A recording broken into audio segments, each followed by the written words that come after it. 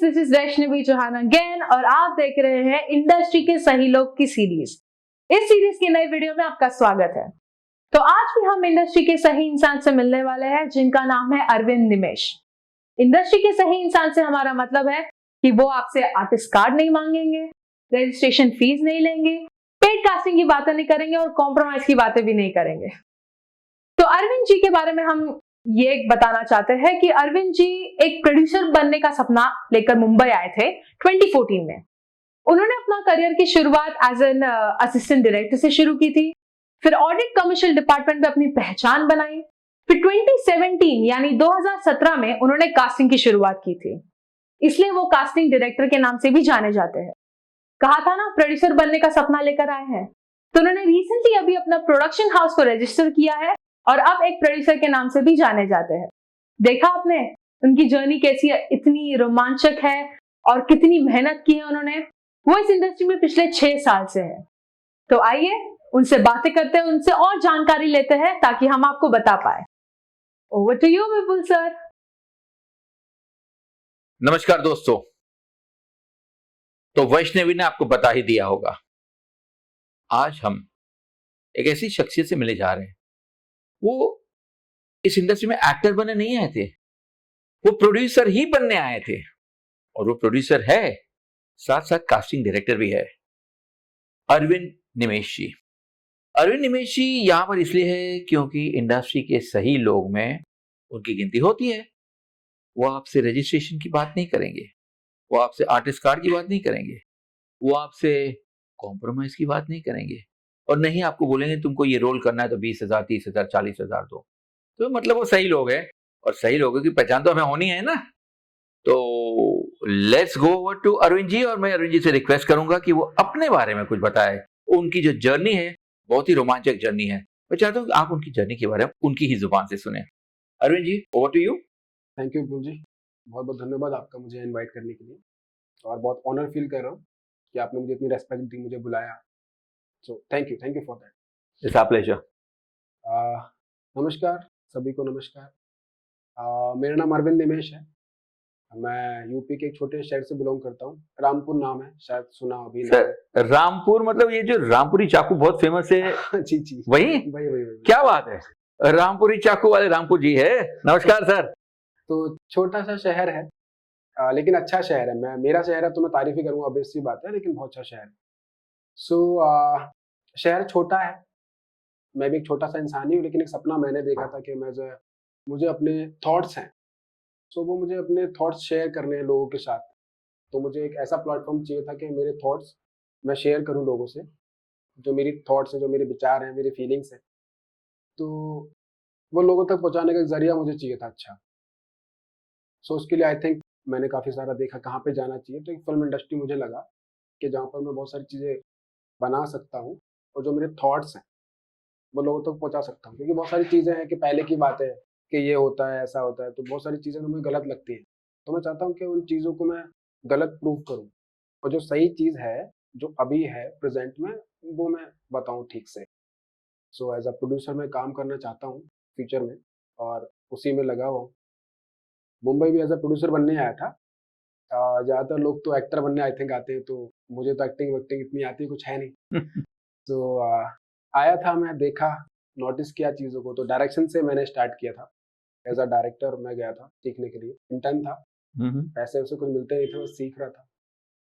तो जैसा मेरा मानना है, तो मैं जहाँ तक देखता हूँ कि एज़ अ प्रोड्यूसर अगर आप काम कर रहे हो, तो जितने भी डिपार्टमेंट्स होते हैं, तो उनमें सबकी नॉलेज आपके पास होना चाहिए, बिल्कुल ताकि सही। आप एक अच्छे से डील कर सको आपकी टीम को। सही बात। अगर आपके पास सारी नॉलेज नहीं है, मतलब ये मेरा थॉट है, बहुत सारे लोग तो डायरेक्ट पैसे लेके आ जाते हैं डायरेक्ट और एज़ अ प्रोड्यूसर काम करने लगते हैं, तो वो प्रोड्यूसर नहीं मानता, वो फाइनेंसर है।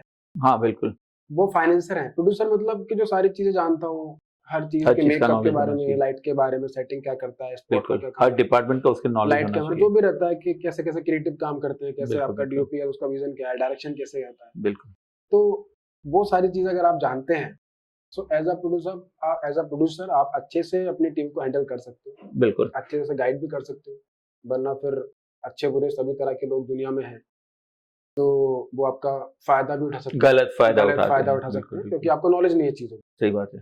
तो जैसा मेरा मानना है, तो एज अ प्रोड्यूसर अगर मुझे बनना है तो पहले मैं सारी चीज़ें जानना चाहता था, तो इसलिए मैंने पहले डायरेक्शन से स्टार्ट किया। Okay, very good.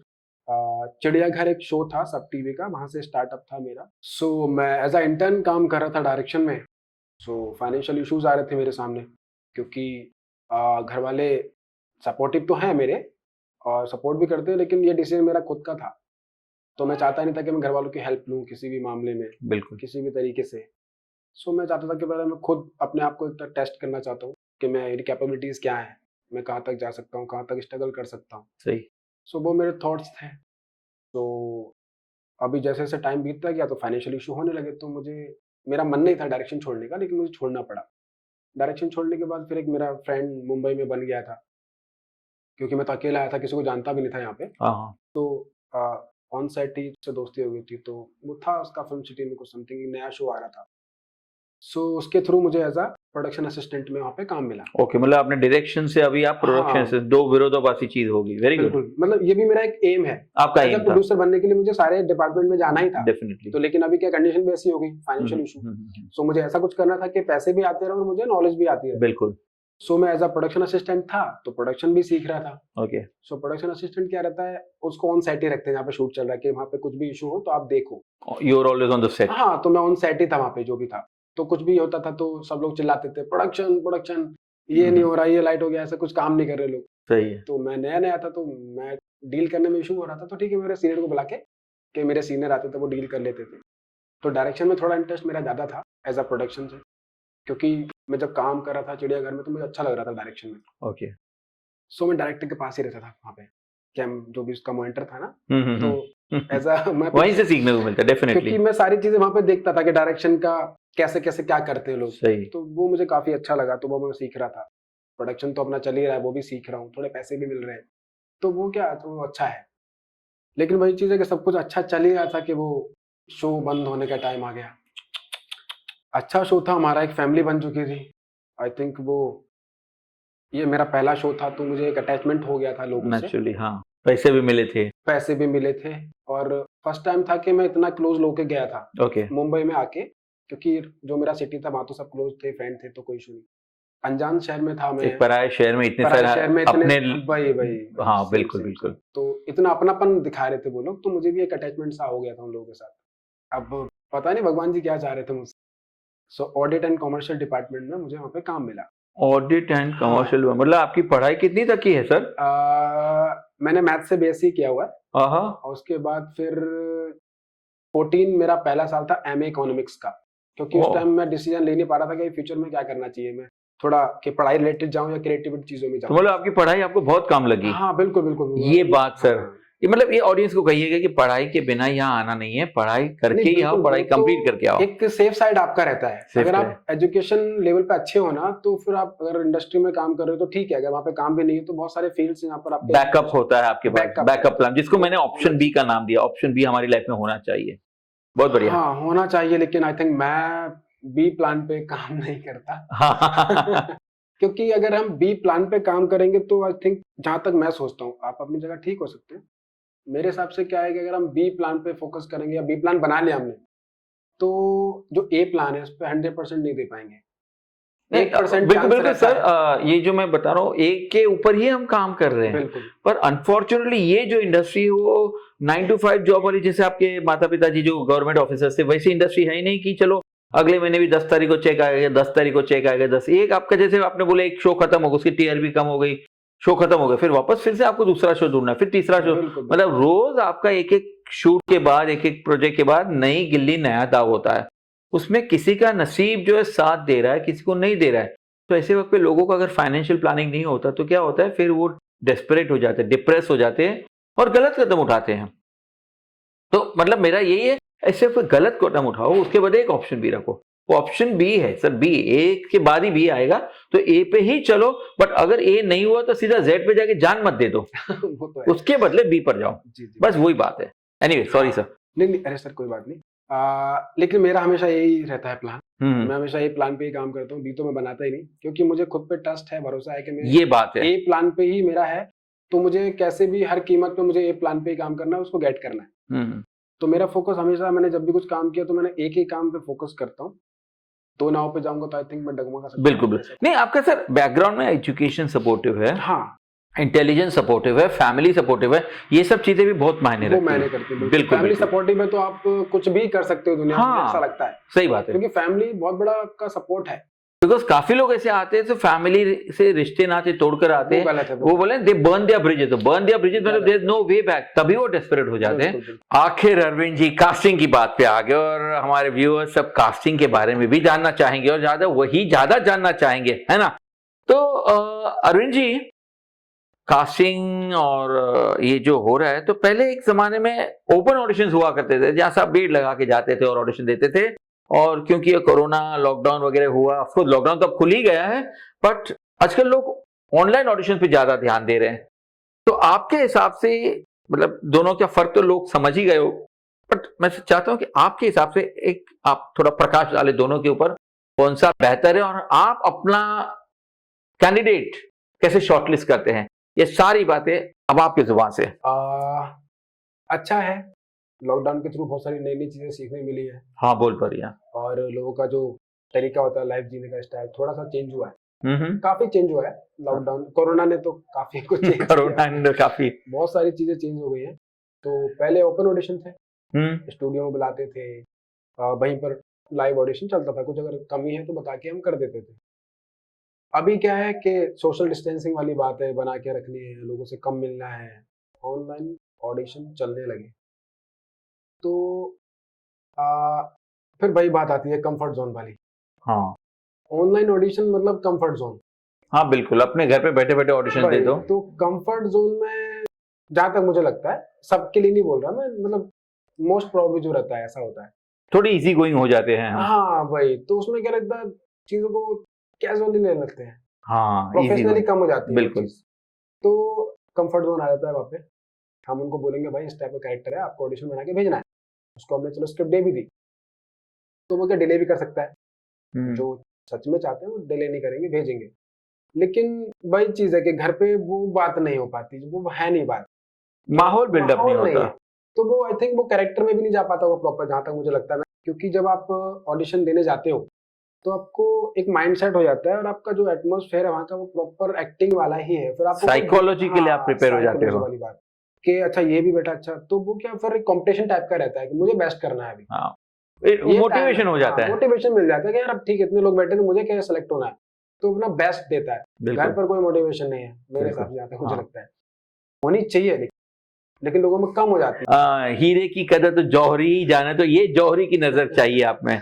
और नॉर्मली जो आप बोल रहे हैं, इसलिए इस बात का मैं ये करूंगा क्योंकि मैं भी ऑडिशन देने जाता हूं, जब बहुत भीड़ भाड़ होती है तो जनरली लोगों को ऑफकोर्स ऑडिशन तो उनको अच्छा ही लेना है, पर दूसरा आप जिस तरह से मेहनत करके टेक निकालते थे, दूसरा टेक, दूसरा ऑप्शन वगैरह पॉसिबल नहीं होता, तब आप करते हो तो शुभान अल्लाह। हाँ, मैं सब पर ऐसा नहीं करता था, हर जगह नहीं कर सकते, हर जगह नहीं कर सकता, मतलब जो हीरा हो उसी को चमका सकते हो, पत्थर को तो चमका नहीं सकोगे, तो वो हीरा नहीं बनेगा। ये समझ लीजिए, हाँ ये समझ लीजिए, वो हीरे को घिसोगे, पत्थर को चीसोगे, दोनों में फर्क है। हीरे को हीरा बना सकते हो, पत्थर को हीरा नहीं बना सकते। तो उसको थोड़ा तोड़ मरोड़ के मत समझना प्लीज कोई भी, आप सब लोग हीरे ही हैं, बस थोड़ा नहीं, बट फिर भी देखिए, खुद को खुद पहचान ले। देखो, दुनिया की ठोकर खा के पहचाने तब तक जिंदगी तबाह हो जाए, उससे तो खुद को भी एक, हर एक को खुद की पहचान होनी चाहिए। हम नहीं कहते आप दुनिया को पहचानो, पर पहले खुद को तो पहचानो, खुद को पहचानने के बाद दुनिया तक आगे बढ़ो। तो ये जरूरी है, ये हम नेगेटिव नहीं बोल रहे सर, ये हम वो सही सलाह इसलिए दे रहे कि बाकी की जिंदगी, उनके घर वालों की जिंदगी तबाह ना हो जाए इनके ख्वाबों की वजह से। कभी मेरे ख्वाब पूरे करने के लिए दूसरों के ख्वाबों को तबाह करो, ये मुझे कोई हक नहीं बनता। मेन पर्पस लाइफ में होना चाहिए सीखना। अगर सीखना बंद तो जीतना बंद, ऐसा बच्चन साहब ने बोला, वो तो खैर लेजेंड इंसान है, कुछ भी बोलते हैं अच्छा ही बोलते हैं। सो अगर आप कुछ सीखना चाहते हो, कोई तुम्हें कुछ बता रहा है, तो एज अ एक्टर आपको सारी चीजें ऑब्जर्व करनी है। जब तक आप सब चीजें ऑब्जर्व नहीं करोगे, सारे कैरेक्टर्स को डिफाइन करके ऑब्जर्व नहीं करोगे, तब तक आपकी एक्टिंग में जो डेवलपमेंट है वो नहीं होगा। बिल्कुल, क्योंकि आपको एक कैरेक्टर तो चूज करना नहीं है, क्योंकि आपको बहुत सारे कैरेक्टर्स निभाने पड़ सकते हैं। सही है, कैमरा के सामने, तो उसके लिए डिपेंड करता है कि आपको सारी चीजें ऑब्जर्वेशन, सबसे मेन ऑब्जर्वेशन है।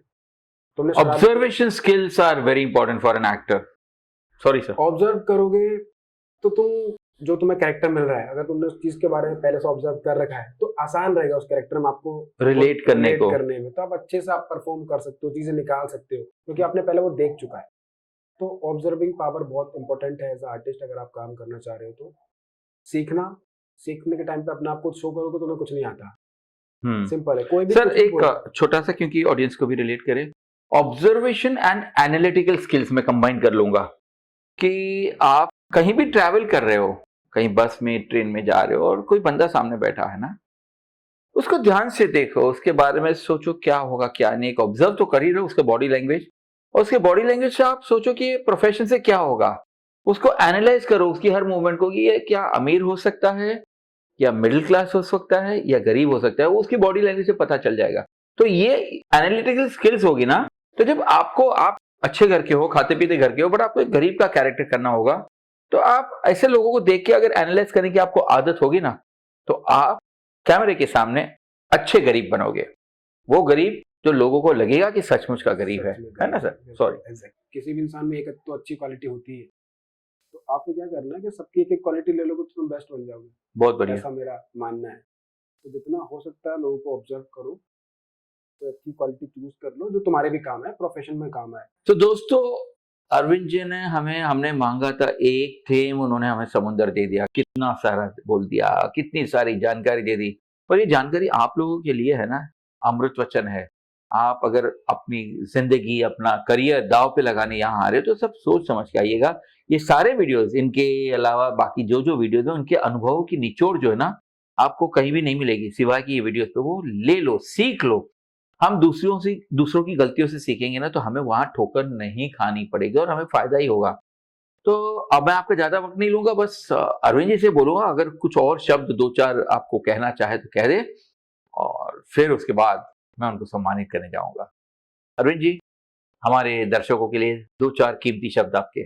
जरूरी नहीं है कि आप खुद ठोकर खाओ, खुद सीखो। किसी दूसरे ने ठोकर खाई है तो उसका ऑब्जर्वेशन कर लो कि उसने क्यों ठोकर खाई है। सारी गलतियां खुद करोगे, खुद गलती करके सीखोगे तो लाइफ बहुत छोटी है। तो दूसरों की गलती को ऑब्जर्व करो, वहां से जो भी आपको लग रहा है कि ऐसा नहीं करना चाहिए, ऐसा करना चाहिए, तो दूसरों की गलतियों से सीखने की ज्यादा कोशिश करो, खुद ना गलती करने की बजाय।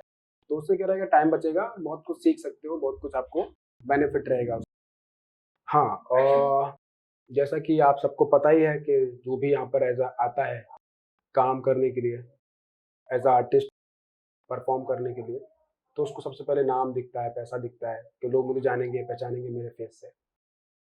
सो बहुत सारे एग्जांपल्स हैं इंडस्ट्री में, जो लोग आए, नाम कमाया, पैसा कमाया, सक्सेस भी मिली, लेकिन सक्सेस को संभाल नहीं पाए। सो आप लोग प्लीज ऐसा करें, सक्सेस तो आपको मिलेगी, मैं दुआ करता हूँ आप सबको सक्सेस मिले, अच्छे आर्टिस्ट बनो, दुनिया में नाम हो, आपके काम की तारीफ हो। सक्सेस मिल जाए तो उसको संभालना सबसे मैटर करता है, सबसे ज्यादा मैटर करता है कि आपको सक्सेस मिल गई, उसको बनाए रखना, उसको संभाल के रखना बहुत टफ टास्क है। और अगर आप इस टास्क में पास रहते हो तो फिर सदियों तक आपको लोग याद रखेंगे। जैसे कि अमिताभ बच्चन साहब सबसे बड़ा उदाहरण है, सबसे बड़ा एग्जाम्पल है। उन्हें सक्सेस मिली, स्ट्रगल के दिन भी आए, उन्होंने संभाला उसको, और अभी भी बहुत हम्बल है। सेट पे जाते हैं, काम करते हैं तो टाइम पे जाते हैं। तो इतनी इतनी उम्र उनकी हो गई है, फिर भी वो टाइम पे जाते हैं, बिल्कुल बिल्कुल, लेट नहीं होते, शूटिंग पे प्रॉपर मतलब रहते हैं सेट पे, तो काम करते मैंने हैं। सुना है 9 बजे की कॉल टाइम पे 8:45 को पहुंच जाते बिल्कुल हैं। बिल्कुल बिल्कुल, नो टाइम वेस्ट करते हैं। तो एक बिल्कुल। होना चाहिए, पंचुअल होना चाहिए काम के प्रति, आपके विल पावर होनी चाहिए, और एक पैशन दिखना चाहिए आपके काम में। आप पैसे कमाने के लिए मत करना कभी एक्टिंग, मेरी मानो तो एक्टिंग करो तो अंदर से एक्टिंग निकलनी चाहिए। बिल्कुल, मतलब दिखना चाहिए कि हाँ यार, ये मैं पैसों के लिए बिल्कुल नहीं कर रहा, ये मेरा पैशन है, यही मेरा काम है, इसके अलावा मुझे कुछ आता ही नहीं है। तो वो एक रियल एक्टर होता है, वो एक रियल आर्टिस्ट होता है, जो सिर्फ अपनी आर्ट पे भरोसा करता है। उसके थ्रू आपको क्या मिल रहा है, लोग कैसा रिस्पॉन्स कर रहे हो, मैटर नहीं करता। अच्छा करोगे तो सीधी सी बात है, लोग आपको अप्रिशिएट करेंगे, आपको तालियां मिलेंगी, पैसा मिलेगा, सब कुछ मिलेगा, लेकिन आपको अपनी आर्ट के प्रति एक जेन्युइनिटी दिखानी पड़ेगी, जो बहुत बड़ा एक पॉइंट है। बिल्कुल। आपको उसको अपने माइंड में रखना चाहिए और उसी के हिसाब से आगे बढ़ना चाहिए। अभी मैं बस आज के लिए इतना ही काफ़ी है, मैं अपनी बात ख़त्म करना चाहता हूँ। विपुल जी ने बहुत ही अच्छा कैंपेन स्टार्ट किया हुआ है, जो आप सबको बहुत अच्छा गाइड करेगा, हेल्पफुल है सभी के लिए जो भी इंडस्ट्री से जुड़ना चाहते हैं। तो अगर आपको कुछ भी कन्फ्यूज़न है तो आप इस प्लेटफॉर्म पर आइए, देखिए, तो आपको पता चल जाएगा कि किन लोगों से कोऑर्डिनेट करना है, किन से नहीं करना है। आपको कहीं गलत जगह, दूसरी जगह जाना ही नहीं है। एक बार आप यहाँ पर आ गए, जिनको देखना था आप देखेंगे तो सारे जेन्युइन लोग हैं। आपसे ना कोई आर्टिस्ट कार्ड मांगेगा, ना कोई पेड कास्टिंग बोलेगा, ना कोई कॉम्प्रोमाइज़ की बात करेगा और ना ही कोई रजिस्ट्रेशन चार्ज वगैरह समथिंग। बहुत सारी चीज़ें रहती हैं जो करते हैं ऐसे लोग। तो यहाँ पर जो भी बंदे आ रहे हैं, जो भी कास्टिंग डायरेक्टर्स हैं, कोऑर्डिनेटर्स हैं, तो सब जेन्युइन हैं और अच्छा काम करने वाले हैं, प्रोफेशनल्स में काम करने वाले हैं। सो आप आइए, जुड़िए और इंडस्ट्री का हिस्सा बनिए। मैं दुआ करता हूँ आप सब लोग सक्सेस हो अपने एम में, सब तरक्की करो, सब खुश रहें। थैंक यू विपुल जी, आपने मुझे बुलाया, बहुत बहुत थैंक यू, दिल से थैंक यू। बहुत सर शुक्रिया आपका, आप कीमती टाइम निकाल कर आए और हमारे दर्शकों को आपने इतना सारा ज्ञान दे दिया और उनको घर बैठे बहुत कुछ सीखना है, मतलब घर बैठे गंगा उनको मिल गई है। तो दर्शकों, आपने देख लिया कि सही लोग कैसे होते हैं, उनके पास से क्या क्या मिल सकता है।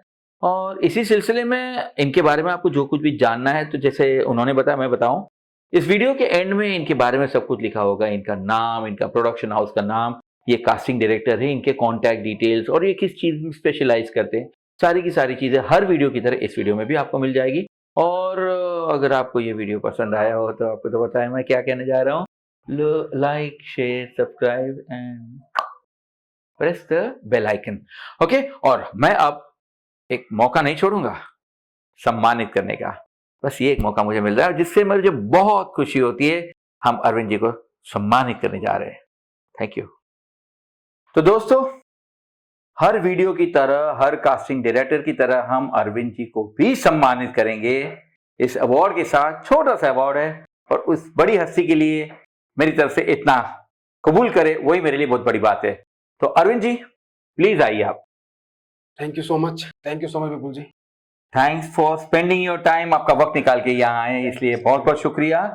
और दोस्तों, ये है हमारे अरविंद जी, प्रोड्यूसर भी है, डायरेक्टर भी है, कास्टिंग डायरेक्टर भी है, एक्टर भी है, बहुत कुछ है। और आज हम इन्हें सम्मानित करेंगे, इंडस्ट्री के सही लोग। सर स्वीकार कीजिए। बहुत बहुत धन्यवाद।